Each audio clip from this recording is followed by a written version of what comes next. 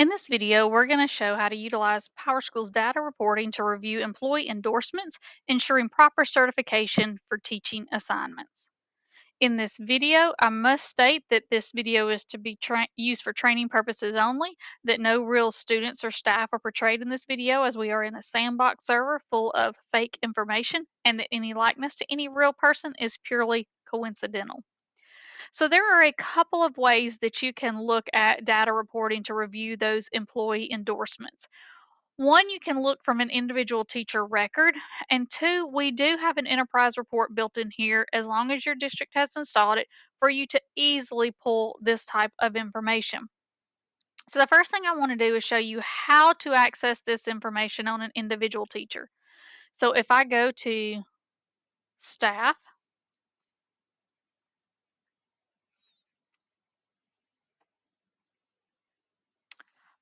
if I navigate to staff profile and the staff demographics page, as long as the ALSD EID number, which is required, has been entered in on a staff member and the correct ALSD EID number has been entered, then the data at the bottom of this page will be populated where I can see this employee's degree equivalency, what certification type they have, and what endorsement they are able to teach.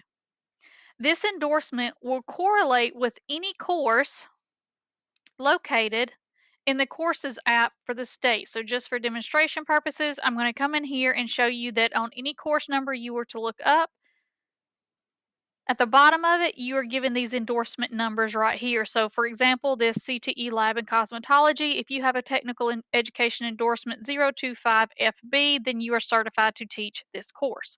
I can look on this staff record here to see if I have any of those endorsements to know that I'm being scheduled appropriately for the classes that are being placed in my teacher schedule. Now, if I need to look in mass to see, do I have somebody who has that specific endorsement, or do I have somebody who is on a specific type of teaching certificate, like an alternate certificate or an emergency certificate or an upcoming expiring certificate? We have reports available for us to look for that in a very few number of clicks. So I'm going to navigate back to the main screen, and this can be looked at through the district office or at the school level, depending on where you are logged in. So I'm going to look at it from a district office view. So I'm going to go to data and reporting, reports, and enterprise reports. Now your enterprise reports page may look differently from mine because you are only going to see one, the reports that your district has uploaded into your server for you to use, and two, the ones you've been given security to. So you will see on this page lots of reports. I'm going to scroll down into the list and find the report of staff certification information. ALSDE staff certification information. I'm going to click into that report.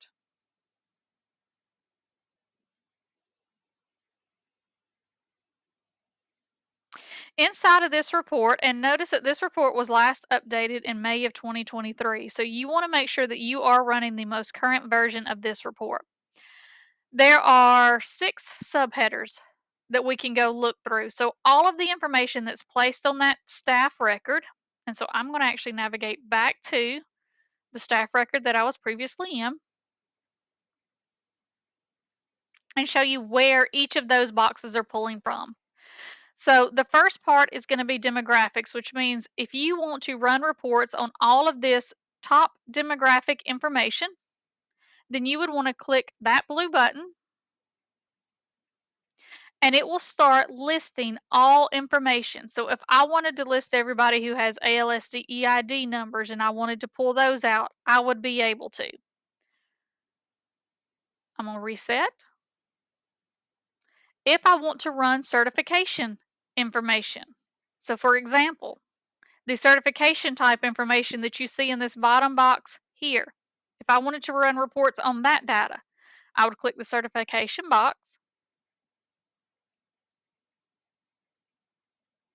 and I would see here lots of entries. Now, when people first go to this box, the kind of blanks right here throw them off a bit and they wonder, why could there be blanks on people who have certifications?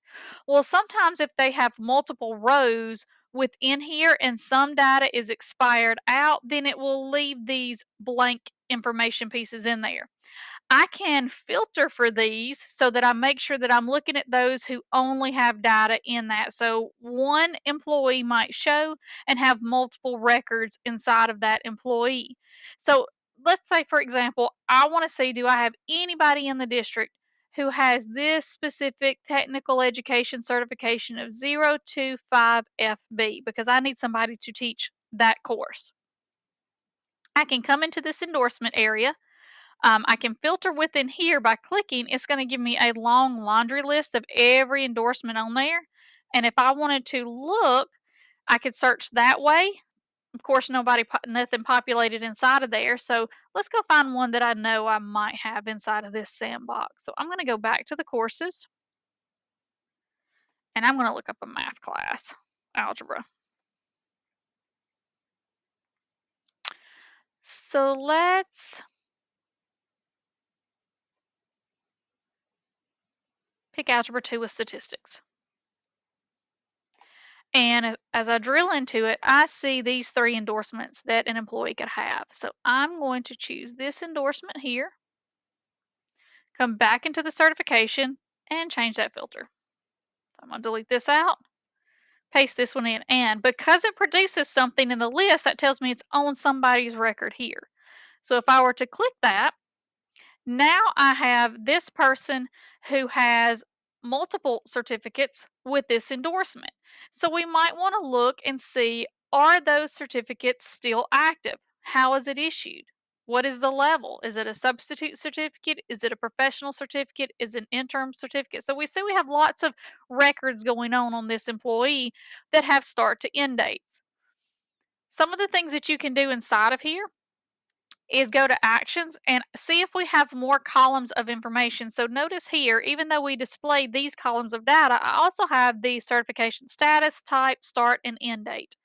I can choose one at a time to move these over, or I can just say, hey, I want to see all of that and move them all over and apply to this report so I can see more information inside of here.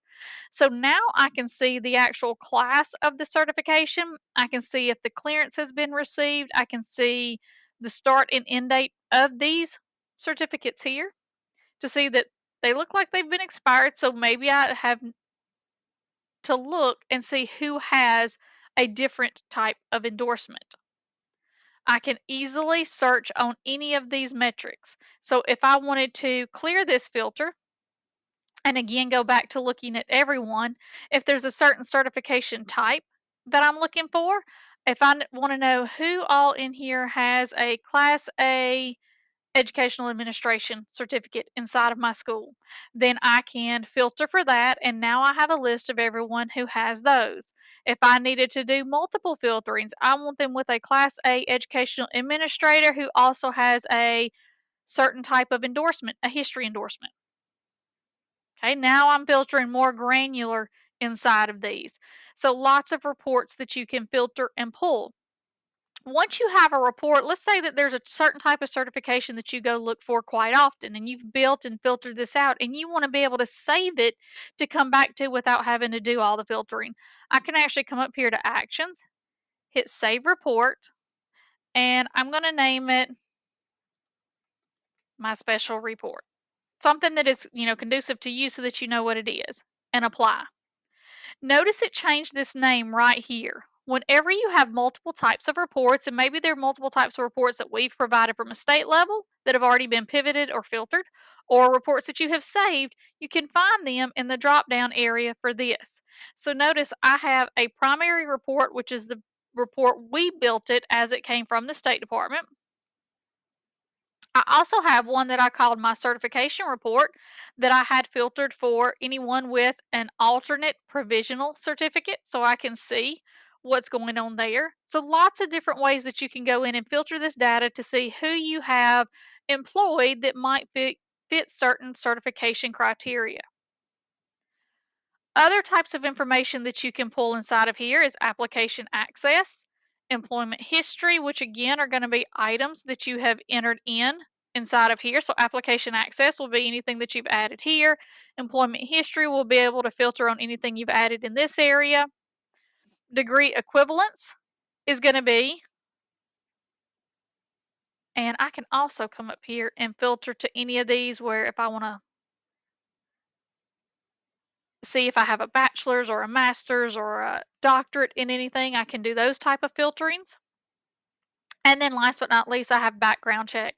So in the demographics information, we do have the information here about whether a background check has been performed. Oop, here we go. Has been performed and has been cleared. So if I need to look to see everyone who does have a completed background check or anybody that we might need to follow up on in their background, I can do this background check and I can filter by completed date. So I'm just going to ascend those. I can look in an ascending or descending order within these. I can also come up here to actions and filter, and I can say, give me anyone whose completed date is not null. So I can get rid of all these blanks. So if they have multiple records inside of there and hit apply, and now I can see what type of information we have. So I can see, do I have fingerprints on file on everyone? What type of clearance? Is it a voluntary surrender or a clearance received by ALSDE so that you can see if anything needs to happen inside of there? So lots of different things and pieces of information that you can get out of this staff certification enterprise report. You can again filter it. You can save any that you need if there are those that you go and look through quite often so that you can then review the types of endorsements, the types of backgrounds, the types of certification so that you can make sure that you are appropriately scheduling teachers into the courses in their teacher schedule.